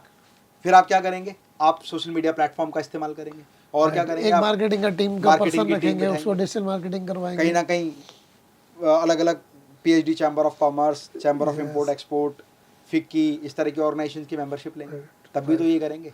अच्छा सर, मेरा एक बड़ा कड़वा सा सवाल है। अभी इसमें एक और चीज़ थी। अभी ये तो बात रही कि सरकार ने ऐसे उपक्रम बनाए हैं, प्राइवेट सामाजिक संस्थाएं बनी हुई बिल्कुल ठीक हैं, है सामाजिक वेलफेयर के लिए बनी हुई, लेकिन इसके अलावा ना भारत जैसे देश में स्मॉल स्केल बिजनेस ओनर के लिए प्राइवेट ऑर्गेनाइजेशंस भी बनी हुई हैं। अब प्राइवेट ऑर्गेनाइजेशंस का काम ही एक दूसरे के साथ मिलना, उनके व्यापार के बारे में जाना, उनके रेफरेंसेस देना, रेफरेंसेस के थ्रू एक दूसरे का बिजनेस नेटवर्क बड़ा करना। जी। जैसे ऑर्गेनाइजेशंस तो बहुत हैं, जैसे आपने सुना होगा BNI एक ऑर्गेनाइजेशन है ना? लेकिन वहाँ पता क्या प्रॉब्लम है कि वहाँ पर हर आदमी ना इस तरह से एक ऐसे ऑरा में होगा जैसे कि बहुत बड़ा इंडस्ट्रियलिस्ट है, जी। और जब आपको ऑफिस सेटअप पर जाएंगे तो आपको लगेगा ये तो कुछ भी नहीं है। बिल्कुल आपको बिल्कुल। कड़वी बात होगी, मुझे कहनी नहीं चाहिए कैमरा पर मैं बोल रहा हूँ कि आपको जो शोमैनशिप वाली ऑर्गेनाइजेशन मिलेंगी ना, आपको लोग ऐसे मिलेंगे जैसे हजारों करोड़ के मालिक हों, बिल्कुल ठीक है। लेकिन उनके जूतों के अंदर जुराबों में छेद होगा, ऊपर से पहना हुआ सूट और अंदर से बनियान में 4 छेद मिल जाएंगे। क्योंकि सर वो उनका क्या है ना, मुझे ऐसा लगता है कि फेक ऑरा कैरी करते हैं। ऑरा उन्होंने एक बनाया हुआ है। किसी भी, अब जैसे हम जहाँ जाते हैं हमें समझाया गया कि हर जगह के कपड़े, हर जगह की प्रेजेंस अलग है, तो वो आर्टिफिशियल या ऐसा कुछ ठीक है? क्रिएट करा हुआ। तो ये तो हो गई वो जो बिल्कुल एक इंटरनेशनल ऑरा क्रिएट करके ऑर्गेनाइजेशंस हैं, लेकिन सामान्य ऑर्गेनाइजेशंस भी हैं, जैसे सहायक बिजनेस ग्रुप है। जी। आप सहायक बिजनेस ग्रुप जैसी ऑर्गेनाइजेशन में जाएंगे तो जो जैसा है आपको वैसा ही मिलेगा। क्या ये इम्पोर्टेंट है सर? बिल्कुल। देखिए, मैंने एक बात बहुत अच्छी एक बार एक प्रोग्राम में कही थी, और वो ये है कि इस सृष्टि में अपार धन है, ये सब जानते हैं। ठीक है सर। आप यस करते हैं? यस और यस सर, नो? बिल्कुल यस सर। आप मानते हैं अपार धन है? बिल्कुल दब्बा। पर ये धन किसने बनाया है? भगवान ने या इंसान ने? ये इंसान ने सर। इंसान ने बनाया है। जब ये इंसान ने बनाया, ये धन है किसके पास? भगवान के पास या इंसान के पास? इंसान के पास ही है सर। इंसान के पास है। जितना भी धन है वो इंसान के पास है। हाँ, सारा टोटल इंसान। अब अगर मुझे किसी से लेना है तो मैं किससे लूंगा? किसी न किसी इंसान से ही लूंगा। बिल्कुल और ठीक वो है। इंसान मुझे कब देगा? जब या तो अच्छी वैल्यू एडिशन का प्रोडक्ट मैं उसको दूं, ठीक है। या उसको ये लगे कि भाई पैसे की वैल्यू कम है और जो चीज़ दे रहा है वो ज़्यादा बढ़िया वो है, उसको ज़्यादा काम की। इम्पोर्टेंट है। मतलब उसकी किसी समस्या का समाधान करूं, ठीक या है। उसकी लाइफ में कोई वैल्यू एडिशन करूं, ठीक है। या मेरा उससे एक नेटवर्क हो, मेरा उसका Right. ट्रस्ट हो राइट। कि नहीं ये बंदा है जो मेरे पैसे को सही जगह लगवाएगा, या मेरे पैसे को सही इन्वेस्ट या कराएगा, मुझे अच्छा product या मुझे देगा। अच्छा प्रॉफिट देगा, या मुझे अच्छा मार्जिन देगा, या अच्छा प्रोडक्ट देगा। इसका मतलब दुनिया में जो अपार धन है वो लोगों के पास है। तो जब अपार धन आपको चाहिए होगा तो आपको लोगों के पास जाना होगा, लेकिन किसी भी अनजान व्यक्ति के पास जाने पर आपको कोई धन देगा नहीं। उसके लिए ज़रूरत क्या होगी? एक दूसरे के प्रति विश्वास, आस्था, स्नेह, प्रेम, और साथ साथ एक क्रेडिबिलिटी कि इस व्यक्ति को पैसा दूंगा तो मुझे वैल्यू एडिशन मिलने वाला है। और वो कब मिलेगा? जब आप लोगों से मिलोगे। अब लोगों से कहाँ मिलोगे? लोगों से सोशल मीडिया प्लेटफॉर्म पे मिलोगे, तो डिजिटल प्लेटफॉर्म पे आपके संपर्क नहीं बनेंगे। Right. आपको 1 to 1 लोगों से मिलना होगा, और उसके लिए भारत सरकार ने भी बनाया है।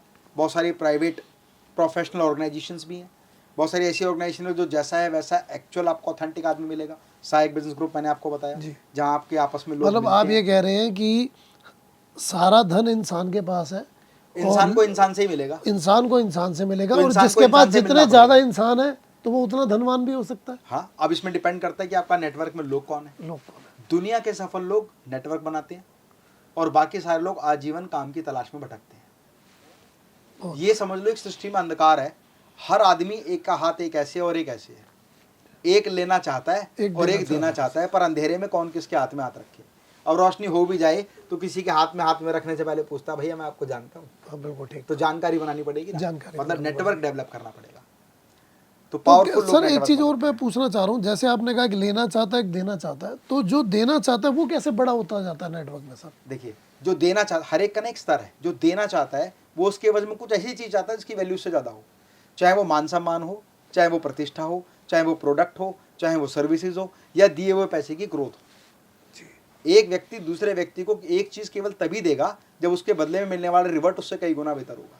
तो यानी कि आज हम जहाँ तक ये बस बात को समझे कि बिजनेस सेटअप करने के लिए पहले आपको इंडस्ट्री चूज करनी है। आप सिलेक्ट करो और उस तरह की इंडस्ट्री के लोगों का एसोसिएशन करो, बिना इन्वेस्टमेंट के सेल्स एंड मार्केटिंग पर काम करो। अगर सोशल मीडिया पर प्रमोशन करने के पैसे भी नहीं है तो सामाजिक संस्थाओं में जाओ, एक दूसरे अपना से मिलो, नेटवर्क बनाओ।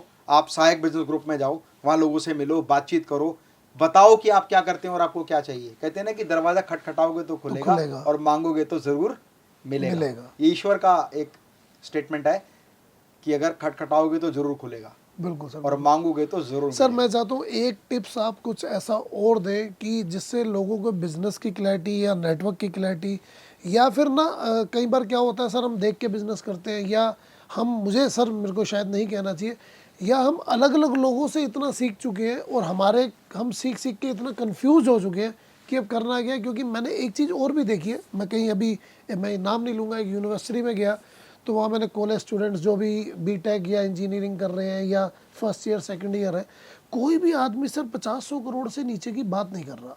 और मुझे कहना नहीं चाहिए, सपोज करो मेरे अकाउंट में 2 लाख है, तो क्या मुझे पहले बिजनेस करने से पहले 1000-2000 करोड़ की कंपनी के बारे में बनाने के बारे में सोचना चाहिए? देखो, सोच दो बातें कहते हैं ना कि बड़ा सोचो। जी जी जी सोच मतलब आइडिया, ये बड़ा कंट्रोवर्सी होने वाला सर पॉडकास्ट में। आइडियाज नो वंस मोनोपोली, बात बिल्कुल ठीक है। आप जितना मर्जी बड़ा सोचना चाहें सोच सकते हैं, पर उस बड़ी सोच को हासिल करने के लिए आपको सब कुछ करना भी पड़ेगा। आपको वो पद चिन्ह बनाने पड़ेंगे जिन पर चलकर आप आगे पहुंचे। इस बात से कोई फर्क नहीं पड़ता कि आप कितना बड़ा सोचते हैं, फर्क इस बात से पड़ता है उस बड़ा सोचने के बाद उस वहां तक पहुंचने के क्या स्टेप्स आप बनाते हैं। मतलब इसको आसान भाषा में समझे कि 80 मंजिल पे जाना है, सीढ़ी से जाना है, लिफ्ट से, हाँ, लेकिन उसको बनाना पड़ेगा, उसका तरीका आपको सोचना पड़ेगा। अब बात करते हैं कि अभी आपका क्वेश्चन था कि कम पूंजी से कैसे शुरू करें। तो कम पूंजी से सबसे पहले आपके पास पैसा है तो जीरो स्टॉक इज मनी का फार्मूला अपनाएं। उस पैसे को सोशल मीडिया मार्केटिंग पे खर्च करें, या किसी सोशल मीडिया ऑर्गेनाइजेशन में जाएं, सोशल मीडिया प्लेटफॉर्म के अलावा बिजनेस नेटवर्किंग ऑर्गेनाइजेशन में जाएं, वहाँ पर लोगों से मिलें, उनसे लीड्स और रिक्वायरमेंट जो आपकी है, जो आप चाहते हैं जिन लोगों से मिलना, उनके बारे में बताएं, अपना एक नेटवर्क डेवलप करें, वहाँ अपने प्रोडक्ट एंड सर्विसेज को इंट्रोड्यूस करें, और जब आपके पास सेल्स आए तो उसको कांटेक्ट करें जिसके पास स्टॉक है, जो आज भी माने बैठा है स्टॉक इज मनी। आपने मान लिया जीरो स्टॉक इज मनी, और नहीं भी माना तो आपके पास पैसे भी नहीं है। धीरे धीरे सेल्स का वॉल्यूम जो आता जाए, उससे जो प्रॉफिट है, प्रॉफिट का इनिशियल स्टेज पे 60 to 80% री इन्वेस्ट करें अपनी इंडस्ट्री, अपने ही बिजनेस, अपने बेसिक खर्चों को पूरा करने के बाद जितना पैसा आप अपने बिजनेस से कमाएं उसको री इन्वेस्ट करें। जब आप री इन्वेस्ट करेंगे तो वो इन्वेस्टमेंट भी आपको रिटर्न देगा। सर इसमें मेरा एक छोटा सा क्वेश्चन और आगे, वैसे तो क्वेश्चन बहुत सारे हैं, पॉडकास्ट बहुत लंबा हो जाएगा। जब हम किसी बिजनेस नेटवर्किंग, जैसे आपने सहायक बिजनेस क्लब की बात करी, वहाँ पर आप किसी से मिले, तो मैं चाहूँगा बहुत शॉर्ट में आप ये बताएं कि फर्स्ट कनेक्ट कैसे होना चाहिए कि वो आपका एक स्ट्रॉन्ग रिलेशन बने और वहाँ से बिजनेस की अपॉर्चुनिटीज़ कुछ बने। क्योंकि हम पहले किसी से मिलते हैं तो मुझे लगता है हम बहुत सारी ऐसी गलतियाँ करते हैं कि वो आपका फ़ोन उठाना बंद कर देता है। देखो क्या होता है, एक स्ट्रैटेजी है कि जैसे ऋषि मुनि देवगण और मानव और दानव सभी इस सृष्टि में पहले हुआ करते थे। बड़ा प्यारा सा एग्जांपल है, बहुत बढ़िया सर जी। पहले ना मतलब 3 लोक होते थे पहले, कहते हैं ना कि देवलोक, असुरलोक, मृत्युलोक आम आदमी के लिए। तो देव होते थे, वो देवलोक में घूमते थे, उनको एक टेरिटरी थी कि भाई देवलोक है, देवलोक देव में भ्रमण कर सकते हैं, ठीक है। फिर एक होता है मृत्युलोक जहाँ पर सामान्य आदमी रहता है, मनुष्य। फिर एक होता है पाताल लोक जहाँ पर राक्षस या दानव या इस तरह के लोग वो रहते थे। पता है, एक एग्जांपल मैं आपको लेके बता रहा हूँ। जी जी। देव में घूमते, वहीं घूमते थे, जो मानव है वो वहाँ पर, राक्षस है वो वहाँ पर, सबकी एक टेरिटरी थी।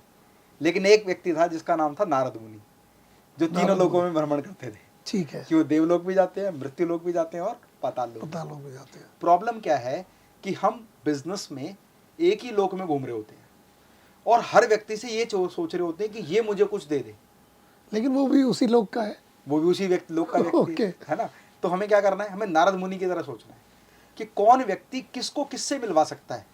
जिस दिन ये क्षमता हमने डेवलप कर ली, सबसे पहले काम मांगे ना, मैं आपकी कैसे मदद कर सकता हूँ, मैं आपको किससे कनेक्ट करवा सकता हूँ, जब आप इस पर विचार करेंगे तो वो व्यक्ति बताएगा उसको क्या ज़रूरत है। तो उस तरह के लोगों से मिलवाने का काम जब आप करेंगे तो कहीं ना कहीं आप तीनों लोगों का भ्रमण करेंगे एक साथ। बहुत जब आप लोगों की समस्याओं का समाधान या उनको जो चीज़ चाहिए वो देने के लिए तैयार होंगे तो वो सारे लोग मिलकर आपको वो देंगे जो आपको चाहिए। जो आपको चाहिए। Do not try to find out more sales leads, ये सब चीज़ें। सामने वाले व्यक्ति को क्या चाहिए, उसमें आप क्या वैल्यू एडिशन कर सकते हैं, क्या मदद कर सकते हैं, अब इस पर काम करेंगे तो वो सारे लोग मिलके आपके लिए काम को पूरे करेंगे। कर देंगे। बहुत बढ़िया। तो नारद मुनि की तरह तीनों लोगों में भ्रमण करना है। जिसको सेल्स के लोग चाहिए उनको उनसे मिलवाओ, जिनको लीड चाहिए उनको उस तरह की लीड से कनेक्ट कराओ, जिनको उस तरह के लोग चाहिए उनको उनसे कनेक्ट कराओ। ऑटोमेटिकली आप जिस तरह के व्यापार में हैं वो लोग उसमें आपको मदद करना शुरू कर देंगे। सर मेरा एक सवाल और है कि अब जो एंटरप्रेन्योर्स बन रहे हैं या जो ट्रेडिशनल बिजनेस में है या जो नए बिजनेस करना चाह रहे हैं, क्या ये समय राइट है? क्योंकि आजकल न्यूज़ में आ रहा है ये वाला रूल्स चेंज हो गया, अमेरिका ने वो टैरिफ लगा दिया, तो क्या बिजनेस करने का ये राइट टाइम है या बिजनेस करने का कोई खास समय होता है या कुछ भी ऐसा सर, ताकि ऑडियंस को और क्लियर मैसेज जाए? इकोनॉमी के सबसे गोल्डन पीरियड में गुजरे हम। ठीक है। इंटरनेट की एक खास विशेषता पता है क्या है? सुंदर पिचई ने एक बात कही थी, वही बात मैं एज इट इज यहाँ पर रख रहा हूँ। सुंदर पिचई जी ने एक बात कही थी कि इंटरनेट की एक खास विशेषता ये है कि जो रिजल्ट वो एक गरीब मजदूर को दिखाएगा वही रिजल्ट आपको देश के प्रधानमंत्री को दिखाएगा। आप गूगल पर सर्च करें, जो चीज़ आपके लिए उपलब्ध है वही देश के प्रधानमंत्री के लिए उपलब्ध है। वो इंटरनेट ने वो लोगों का जो फासला है वो खत्म कर दिया है। तो जरूरत क्या है? इस गोल्डन पीरियड में आज आप कहीं भी बैठकर पूरे विश्व में कहीं भी विज्ञापन कर सकते हैं। मान लीजिए आप गांव के कस्बे में बैठे हैं तो आपको ये पता है कि कस्बे में लोगों के पास मोबाइल फ़ोन है और इंटरनेट है। आप गांव में आम की खेती करते हैं, आपका बाग लगे हुए हैं, आप आम की फसल करते हैं और आपको आम एक्सपोर्ट करना है और आपको ये पता है कि ये आम दुबई में जा सकता है, तो आप वहीं बैठे बैठे फेसबुक के माध्यम से दुबई में आम की B2B लीड जनरेशन कर सकते हैं। बिल्कुल। बस ज़रूरत है सही तरीके से कम्युनिकेट करने की, प्रपोजल भेजने की, सैंपल पर बात करने की और जो रूल एंड रेगुलेशंस हैं उसको फॉलो करने की। ये मैंने पार्ट ऑफ एग्जांपल दिया है। इंपोर्ट एक्सपोर्ट अपने आप में एक पूरी प्रॉपर ट्रेनिंग है। जी। ठीक है। तो आज काम करने का जो पीरियड है ना, गोल्डन पीरियड है। कोई भी व्यक्ति कहीं भी किसी भी समय किसी व्यापार को खड़ा कर सकता है, बशर्ते उसके माइंडसेट में इतनी क्षमताएं हों, वो चीज़ें उसको पता हों, वो टूल्स उसको पता हो, वो सिस्टम उसको पता हो। Money is not a obstacle to start business. Right. Obstacle that you are unable to generate good sale. If you are good into the sale, then easily you can find out lot of supplier who will supply as per your requirement. और उन price पर देने के लिए तैयार होंगे जिन price पर आप खुद प्रोडक्शन कर लें तो भी ना कर पाए। बिल्कुल बिल्कुल। ठीक है। तो ये ऑब्स्टेकल हटता है। जब आपके पास सेल्स का वॉल्यूम आने लग जाए तो धीरे धीरे सेल्स के वॉल्यूम को बढ़ने के साथ साथ जब आपका प्रॉफिट बढ़ने लगा उसको री इन्वेस्ट करें। प्लान करें कि आप क्या सेटअप लगाना चाहते हैं। मान लीजिए आपकी इनकम 1 लाख रुपए महीने भी आ गई और आपके सेटअप में 1 करोड़ रुपए का इन्वेस्टमेंट है, तब भी आपको 1 करोड़ करने में कितने महीने लगेंगे पता है? 100 महीने। 100 महीने को 12 से भाग कर दो, 8 साल बाद आप सेटअप लगा पाएंगे, लाख रुपए महीने कमा। तब तक तो वो इंडस्ट्री जब तक तो इंडस्ट्री खत्म हो जाएगी। तो करना क्या है? दुनिया के सफल लोग नेटवर्क बनाते हैं, बात मैंने आपको बताई। ठीक है। अब आपको ढूंढने इन्वेस्टर्स, कहते हैं ना एंजल इन्वेस्टर, मतलब सर ये नाम बड़ा ट्रेंडिंग में चलता है, एंजल इन्वेस्टर।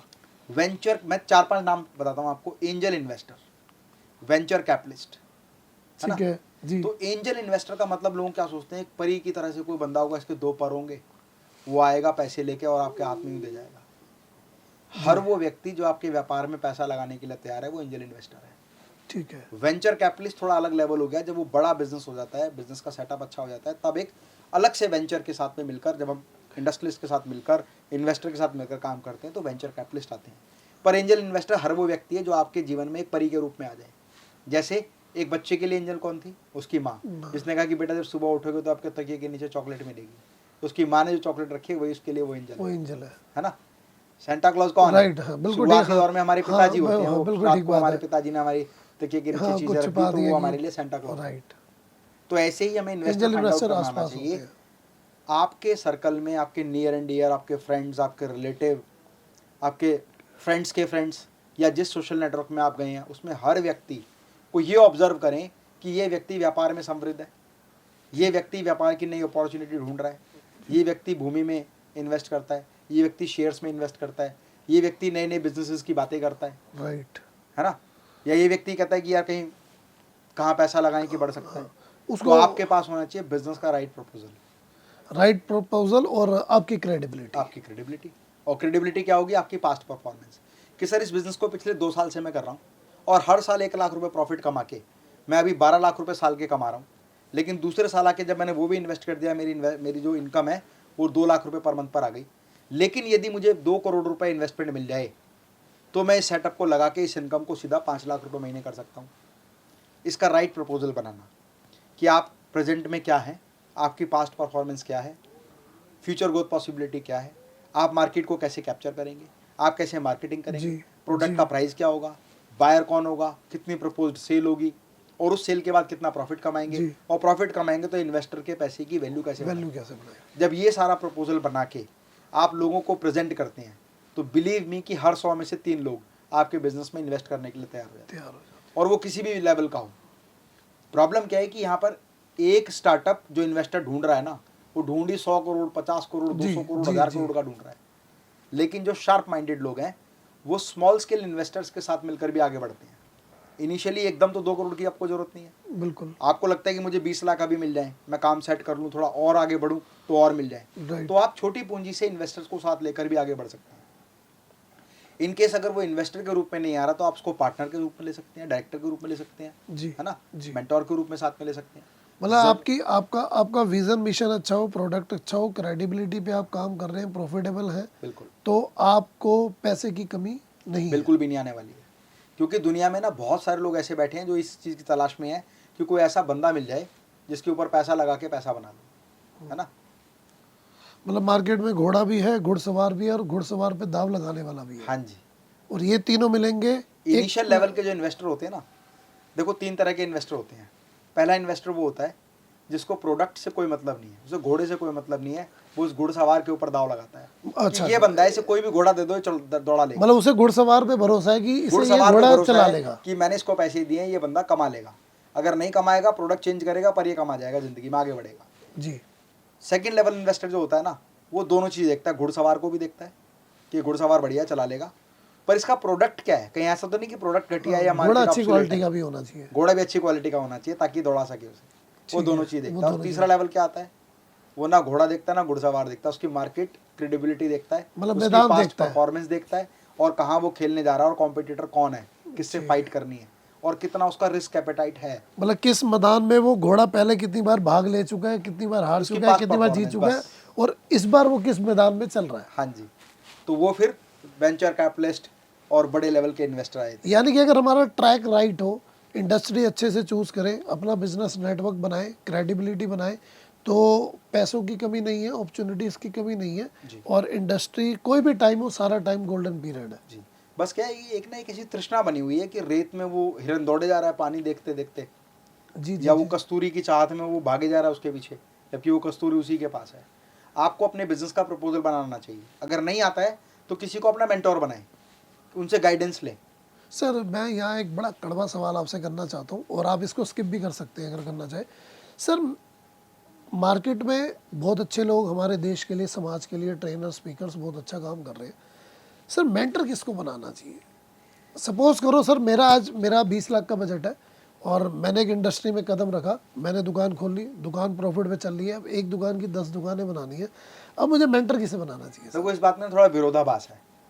कुछ लोग कहते हैं कि जैसे हवाई उड़ाना सीखना है तो पायलट से अच्छा वो टीचर सिखाएगा जिसने क्लासरूम में बैठकर हवाई उड़ाना सिखाया है। लेकिन किसी का ऐसा मानना है कि वो ज़्यादा बेहतर सिखाएगा जिसने हवाई जहाज उड़ाया है। ठीक है ना। रेसलिंग सीखनी है तो हो सकता है कि वो कुश्ती का पहलवान जिसने तगड़ी रेसलिंग के बहुत सारे कंपटीशन जीते हैं वो सिखाएगा तो ज़्यादा बेहतर होगा। कुछ लोग कहते हैं जो दाव पेच की जानकारी रखता है, चाहे कुश्ती खेली हो ना खेली हो, अच्छा, वो सिखाएगा। या बड़ा विरोधाभास है। पर मेरा ऐसा मानना है कि अगर लाइफ में आपको मेंटोर बनाना ना, तो आपको ये देखना है कि जिस व्यक्ति की मेंटोरशिप में मैं जा रहा हूँ, क्या उस पर्टिकुलर विषय में उस व्यक्ति ने महारत हासिल की है, कुछ उखाड़ के दिखाया है बाजार में।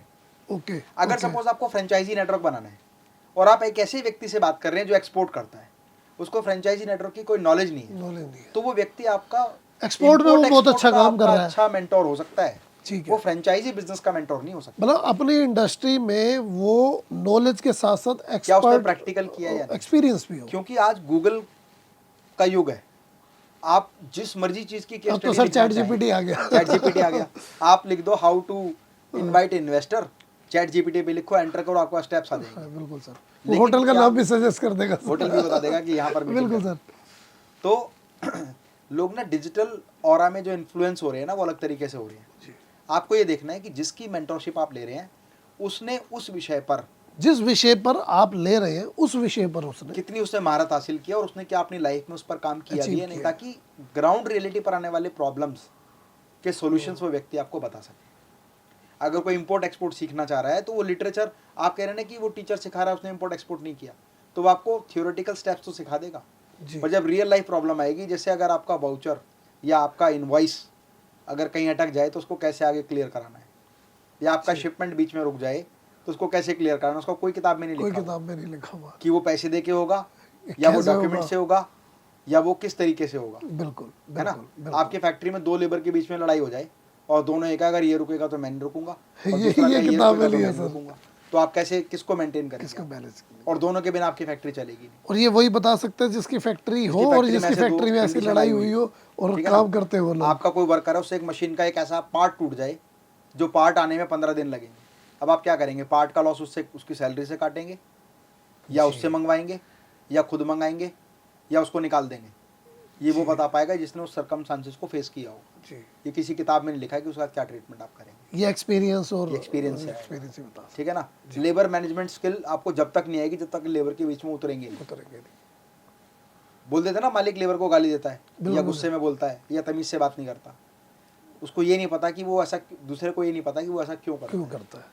ठीक है ना। कोई व्यक्ति अपने मुंह से अपशब्द निकालना नहीं चाहता, लेकिन पता नहीं ये बात कैसे जाएगी बिल्कुल कि सर। इंडस्ट्री को चलाने के अलग पैरामीटर हैं, लेबर को चलाने के अलग पैरामीटर हैं, उनसे ऊपर सीनियर जो फोरमैन्स वगैरह हैं, जो सुपरवाइजर, उनको चलाने के अलग पैरामीटर हैं। मैनेजमेंट की टीम अलग तरीके से चलती है, जी। एडमिन की टीम अलग तरीके से चलती है, इन्वेस्टर्स अलग तरीके से चलते हैं, डायरेक्टर्स का रिलेशनशिप अलग तरीके से होता है।